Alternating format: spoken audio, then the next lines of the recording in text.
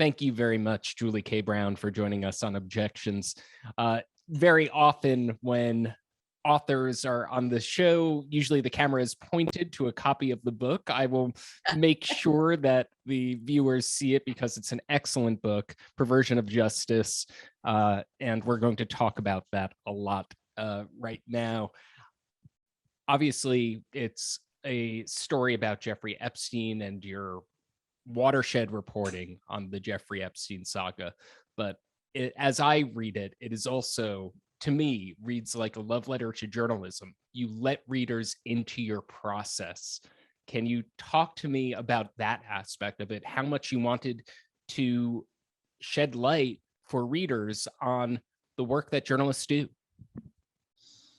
Well, I didn't want to do that. Actually, I kind of went into it kicking and screaming. It was my editor and who had suggested it. And when I did it a little bit, and then as I started to get into the writing of it, I thought to myself, people, because I don't even think about what I do sometimes and how I do it. You just get to doing it. I've been doing this for 30 plus years. You don't even think about what you do and how you do it. But as my editor kept asking me questions, well, explain how you did that, I realized that this is probably an important thing to include in the book because the general public probably doesn't understand how we as journalists do our research and do our homework and all the different challenges that we have, including all the failures that we have.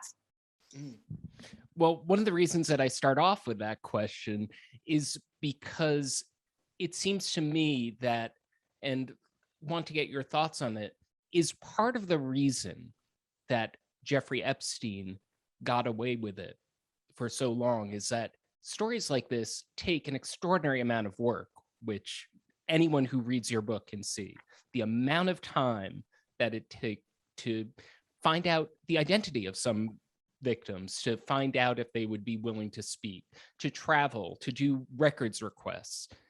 Did the decimation of the news media in Florida and elsewhere make it take so long to bring Jeffrey Epstein to justice? That was probably a part of it, but I have to say this story sort of died because I just think that a lot of people, in the media didn't understand the complexity of it and the seriousness of his crimes. And that was really by design on the part of prosecutors in Epstein's camp because they wanted to cover it up. And to some degree, they really were successful. So number one, you had to have the reporters willing to dig. But on the other hand, remember, a lot of this was sealed. A lot of the information is still sealed from the public. So it was by design that they didn't want the media to really find out the seriousness of the crime. The other thing is, I have to say, I also wanted to describe everything that happened in part because there were even people after the series ran who sort of said, well, she didn't do anything new. We sort of knew about this. And I think my story and in the book shows that it wasn't just a question of me reading a bunch of lawsuits. It went well beyond that. And I think that there's this misperception in some circles that what journalists basically do is they go to a courthouse, and that this is not the case doing what you do, that we just go to the courthouse and read a file. I mean, that's not what we do to get these stories. And so I thought it was important to explain exactly all the different avenues and all the rabbit holes you go down and all the people you have to talk to and how hard it is to convince them to trust you. It's all a part of, being a journalist, and it's not an easy career. It really isn't. Right. And going to people who are openly trying to attack you and undermine you and fairly try to get their comment, which you do again and again throughout this book. You were talking about how by design that it was trying to cast the victims in this sort of light. I think one of the parts that goes to it and that you illustrate so compellingly in the book is how the plea deal essentially, the one from 2007, 2008, characterized the victims essentially as child prostitutes. Can you talk about that a bit?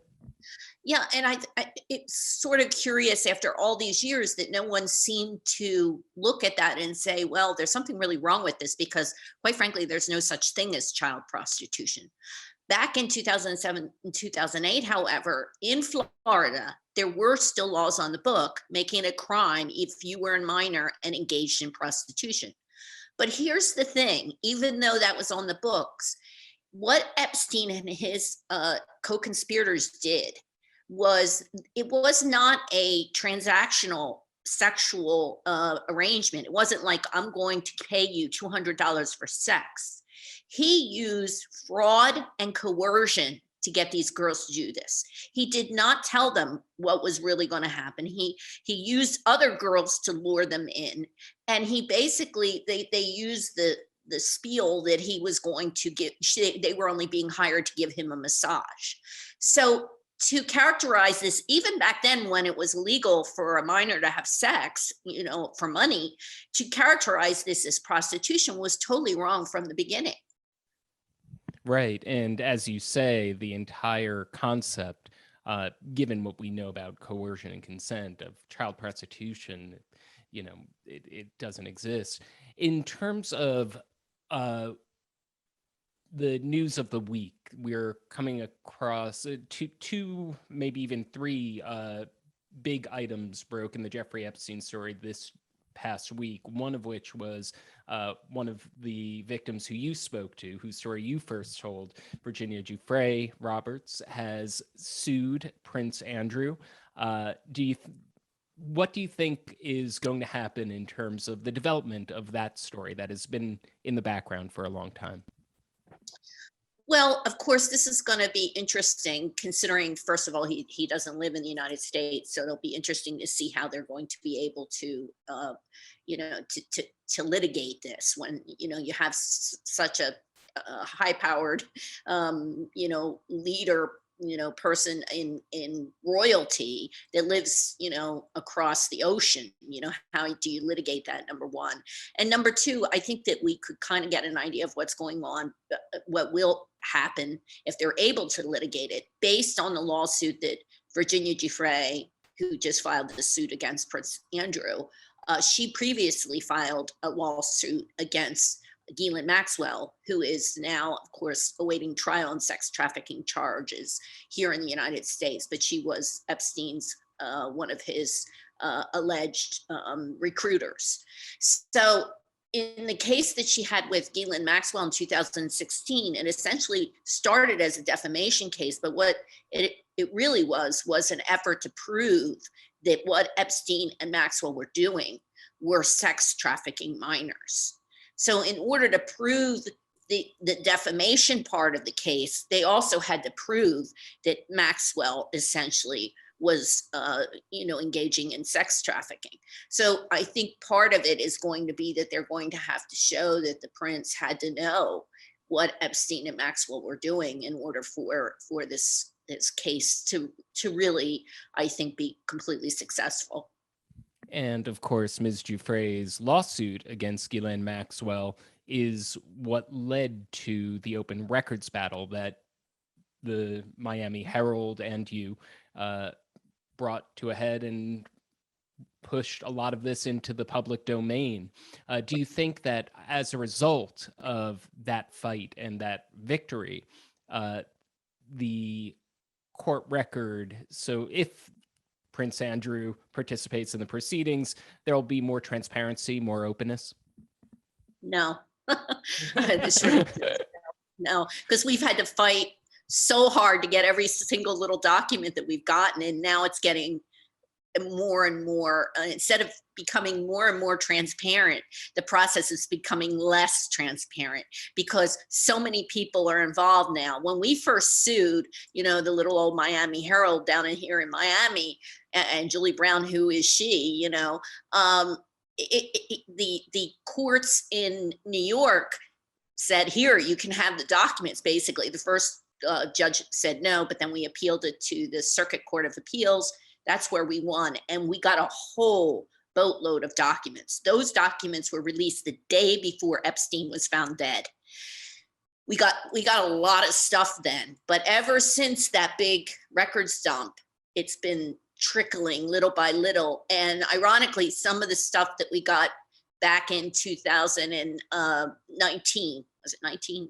Getting mixed up, but some of the stuff that we got in 2019, it wasn't redacted. Like, we got the names of the men that Virginia alleges were also involved. They weren't redacted. Now they are redacting every document we get. They're redacting the hell out of it.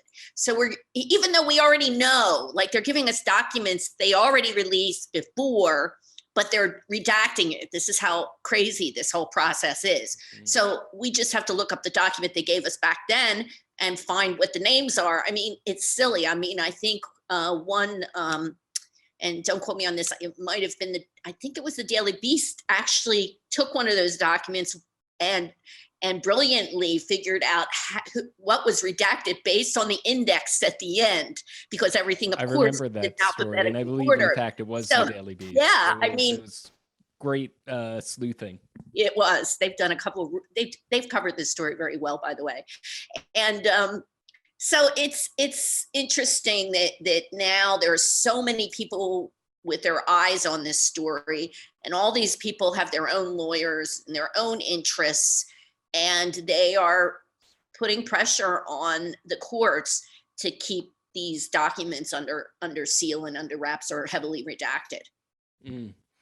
In terms of the civil litigation, not only of the journalists trying to break open the record, but the victims, as that continues to progress, one of the developments this week was, I believe, more than $100 million settlements were announced to Epstein's victims.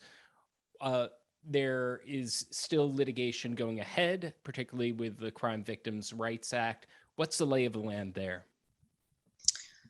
Well, with the Crime Victims' Rights Act, the lawyers plan on appealing that to the U.S. Supreme Court. The last time I spoke with them, of course, the last ruling is that there, was I guess, against the Crime Victims' Rights Act, against the victims, in that the victims are seeking some kind of accountability or some kind of compensation or something that really says, look, this should never have been done. It was done illegally, which is what the initial ruling was in the case after my series ran, that the judge here in Florida ruled that the non-prosecution agreement was legal. Then they appealed it, and another panel ruled it wasn't illegal, and then it was a partially illegal, and it's just been winding its way through the court system. And the latest is that they have deemed that the way that it was done was not illegal. So the victims are now appealing it to the U.S. Supreme Court. And one of the victims who you interviewed, Courtney Wilde, is inspiring federal legislation, the Courtney Wilde. Can you speak about your interactions with her and also what that act will accomplish? Well, Courtney was about 14 years old when she was recruited by one of Epstein's girls. In other words, he had this pyramid scheme in which he, lured girls into giving him a massage and sexually molested him. And when they kind of found out what the real deal was, that they were going to be assaulted, they, of course, didn't, said, I don't want anything to do with this. And he said, okay, that's fine. You don't have to do anything, but just bring me more girls and I'll pay you the same amount of money. So he had this revolving door of young women and girls who were just bringing other young women and girls for him to give him massages, which really weren't massages at all. And Courtney was lured into this when she was 13. And, she, was involved in quite a long time. She got involved in drugs then. Her life kind of spiraled out of control. And I go into detail about her life, which another part of the book that, of course, I couldn't get into in the series because I have only so much room in a story to write about it, was the whole trajectory of these victims' lives and how this changed them. And when you read what they went through, you better understand the psychology that Epstein used to groom these girls. And it was these were girls that they thought they were never going to amount to anything. And they walk into this giant mansion with this man who's up on the wall with presidents, shaking hands with presidents. He's on the phone talking, to all these, who knows who, but you could tell that he has connections, and he promises them that he's going to either put them through college, get them into Victoria's Secret, help them become models, get them into art school. I mean, there was a whole array of lines that he sort of gave them. And Courtney, to make, she fell into a real downward spiral of drugs. And among the amazing things about her is she actually ended up going to prison and serving a longer time in state prison, which is a horrendous system here in Florida, a brutal system in Florida. She ended up spending more time on a drug offense in state prison than Epstein served for essentially molesting all these girls. And she continued to fight this case, this crime victims' rights case, even while she was in jail. In fact, the first time I interviewed her, she was in jail. And she's just become, I see these women now, and she's just one of the most courageous women I think I've ever met. She's been through hell and back, and she's got a new life, and she's doing well, and she's just amazing that she's continues to be such an advocate for victims' rights. And when Perversion of Justice came out, you started receiving messages, you talk about this in the book, from victims of other sexual abuse all over the world. Right. They could be seen, and the kind of stories that you're talking about right now, that they're being heard. If I can just pivot pretty sharply to a different subject, we're coming on to, or we passed the second anniversary of Jeffrey Epstein's death. You've been asked about this a couple of times. Provocative title of one of your chapters, Yeah. Jeffrey Epstein did not kill himself, a popular meme. And you're opening up the discussion. Why did you feel the need to raise the question about how Jeffrey Epstein died with that provocative title? Well, I just think that that people, in the criminal justice system, in the Justice Department in particular, needs to come clean on what they have that says that he committed suicide. We don't know. There are so many aspects to how he died that don't make any sense. And I'm not just talking about Julie Brown saying they're not making sense. I mean, we have, the lawyers that represented Epstein who were with him right up until practically the night that he died. We have his brothers saying it. We have the forensic pathologist, Dr. Michael Baden, who I have a lot of respect for, because for one thing, he was part of the New York State Prison Review Board for over a decade. And one of his jobs as a forensic pathologist was to review deaths in the New York prison system. Well, I know from covering prisons, and he knows from covering prisons, that there are a million ways for someone to die in prison. And often it is not by accident.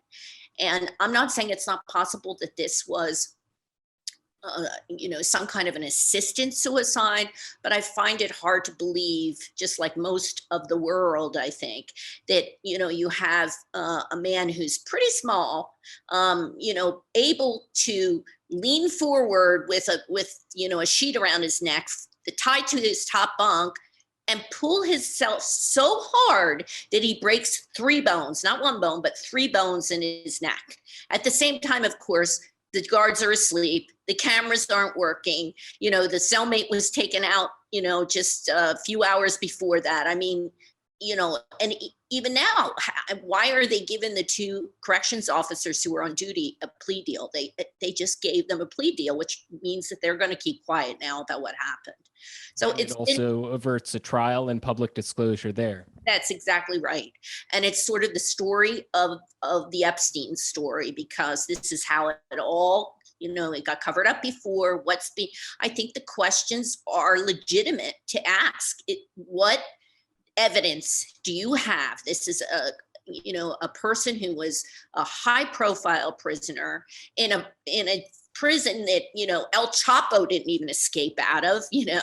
I mean, I just think these questions deserve more scrutiny, and that's why I sort of labeled that chapter provocatively, which is a good word, because a lot of people are saying, well, how could you name it that? And I said, well, because that's what everybody's talking about. That's the meme. But it has validity. It has validity because authorities are still keeping things secret about this case. And memes exist for a reason. As you note, it's a very popular belief that Jeffrey Epstein didn't kill himself. That's where the meme comes from. I think you're the first person who has kind of, or maybe not the first, but certainly the highest profile to lend the kind of gravitas to the question to raise the questions of Epstein's death. You did mention in the book, Carol Leonnig explored it and was pilloried for it. Why do you think that this is such a taboo area of investigation? I don't really know. I don't really understand it, to be honest with you. How is it taboo? Is it taboo in the general public? I don't think it really is. I think it's taboo mostly among the mainstream journalists who think that you can't say something like that. Just like Carol kind of got lambasted for it with the academics in journalism and journalists. That's who really, gave her a hard time about it. It's not the general public, I think. I think the general public wants answers. I think, unfortunately, sometimes people in the media, and I'm not saying I'm perfect, I've probably, raised questions about, other people who have made conclusions on other stories, but I still believe that this is a mystery that will always be out there unless authorities finally release what they know and show the public exactly why they think he committed suicide. I think to kind of push forward on that point, part of the power of your reporting has been to take a case that has spawned a lot of conspiratorial thinking and grounded it in facts. You dig up the facts, you find the people, you question everyone from the sheriff's office to the state attorneys. Do you think that anything with a whiff of conspiracy has left people guarded, given everything that surrounds the mistrust that surrounds the Jeffrey Epstein case, and where other less rigorous folks fill in the blanks? Right. Well, I talk about that too in my book. I have a chapter on the conspiracy theories. Some of them are pretty outlandish. I don't go into them at length for obvious reasons. I actually deplore talking about conspiracy theories. I was just asked to do another podcast about conspiracy theories, and I said, well, as long as I'm only going to be on for like 5 or 10 minutes, because I really like talking about them. But I don't think trying to find the answers to how Jeffrey Epstein died is a conspiracy theory. I think it's just to find out what happened. But as you said, because this is where conspiracy theories grow, it's when authorities continue to hold back information and not be transparent about what happens. And this case is ripe for it because, as I said, the whole theme of this case really is everything that they have covered up or not told us, or somehow, limit the scope of what they're going to give us or tell us or reveal. I mean, by redacting it, they'll give us the document, but it's all heavily redacted. You know how that works. It's like, yeah, well, we'll release all the documents, and you get it, and it's all black. The whole page is like blacked out. The FBI reports on Epstein from his original case. When you go in there and you read them, they're all either gibberish or completely blacked out. Why, after all these years, do they not release the FBI report? We still do not have the FBI report on the original investigation into Jeffrey Epstein. And as you put it in the book, the redaction police have been quite busy. Um, Right. and so in terms of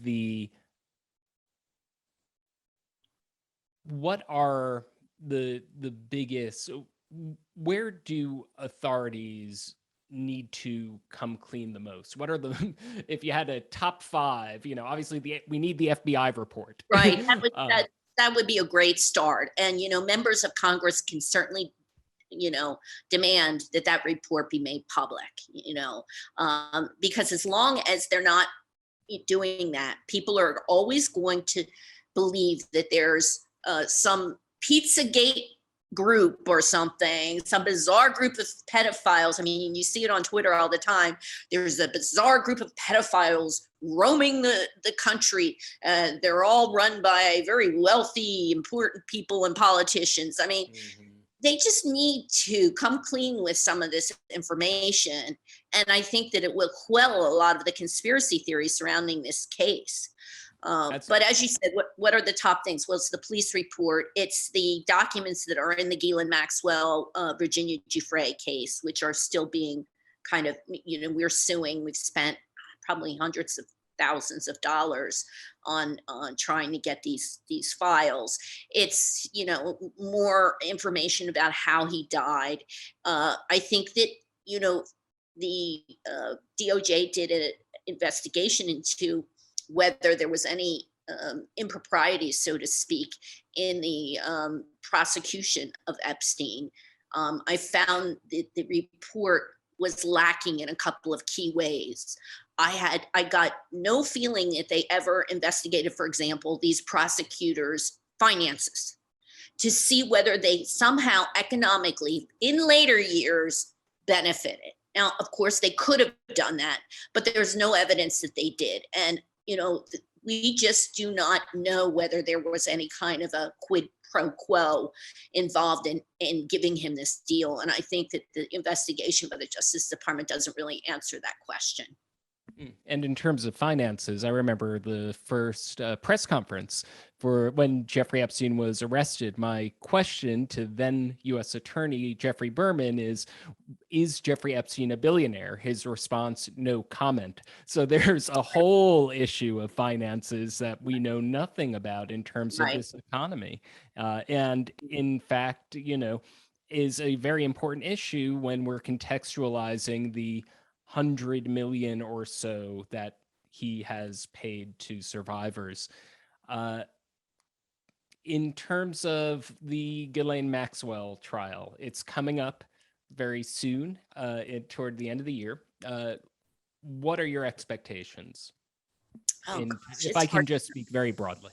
Yeah, it's hard to know. I mean, the one thing you can see already is she is sort of taking a page out of the Jeffrey Epstein defense playbook. She's hired very good attorneys with connections to the Justice Department who are doing similar kind of tactics that Epstein's prosecutors did, in that they're, really scrutinizing the victims that are in the case, number one. And number two, they're bombarding the federal prosecutors with all kinds of motions, which is exactly what Epstein did. I'm talking about, hundreds of pages, which of course they have to answer these motions somehow.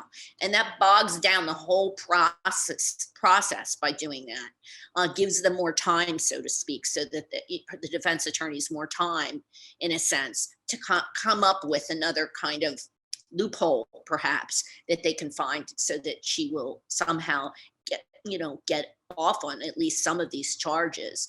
Of course, they're going to argue that she, the original plea deal that Epstein had a very odd sort of afterthought verbiage to it, which said that the agreement would give immunity to 4 co-conspirators who were named and some that were unnamed. So we don't know who those unnamed co-conspirators might be. And they've never been, to our knowledge, they've never been identified. It'll be interesting to see if it will be revealed that Maxwell might have been one of those people. I mean, we just don't know yet. I'm sure they're going to argue she was, whether her name is in ink or not. As part of the deal, they'll argue that she was one of the people that was given immunity. Thank you very much, Julie, for coming on the show. And I recommend very, very highly that everyone pick up a copy of her book with the same name as her Watershed series, Perversion of Justice. You can learn about the origin of that title in the book and much more about her poignant renderings of the survivors' stories, the depictions of the Miami Herald newsroom from the time of absence of malice and the history of it Right. to today, and the discussions with the I don't want to give away everything, but this is just to talk about the extraordinary detail of life in the newsroom and the stories that she shares. Pick it up when you get the chance. Thank you for joining. Thanks for having me.